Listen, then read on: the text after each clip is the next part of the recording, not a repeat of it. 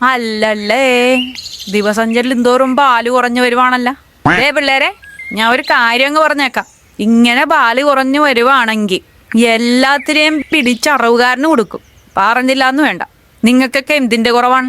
പിണ്ണാക്കിന് പിണ്ണാക്ക്, പുല്ലിന് പുല്ല്, പരുത്തിക്കുരു, ചക്കക്കുരു, ഇല്ലാത്ത എല്ലാം വാങ്ങി തരുന്നുണ്ട്. തേങ്ങാക്കൊലയാണ് തരണത്. ആട് അധികം പേസ വേണ്ട.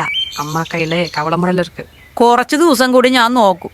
പിന്നെ ഈ പരിപാടിയാണെങ്കിൽ എന്റെ താണിക്കുണം നിങ്ങൾ അറിയും. നീ എന്താ വച്ചിരിക്കണത്? നിന്നെയും കൂടി കൂട്ടിയാ പറഞ്ഞത്. ഞാൻ എവിടെ നിന്ന് പാല് തരാനാണ്? ആ തള്ളച്ചി പോയാടി. പോയി പോയി. നിനക്ക് 40 ലിറ്ററോ മറ്റോ പാല് കിട്ടുമെന്നാണല്ലോ കേട്ടത്. ഇപ്പൊ അതില്ലേ? அது சரிதானே. ஆனா இங்க அத்தனை பால் கிடைக்கல. அங்க ஊரு தமிழ்நாட்டுல இதுக்கும் மேல கிடக்கும். അതെന്നാ ഇങ്ക നിന്റെ ആകിട്ട് അടഞ്ഞു പോയാ? அது இங்க கறவக்காரன் மலையாளத்தில் தான் கறக்கണത്. எனக்கு தமிழில் தான் கறക്കണം. அப்பதான் 40-50 ലിറ്റർ പാല് കിടക്കും. ഇപ്പൊ എങ്ങനെ ഇരിക്കണം? അതെ, ചോദിച്ചു പോയവൻ അല്ലേ? അമ്മ കൊഞ്ചം മയത്തി തളുങ്കോ.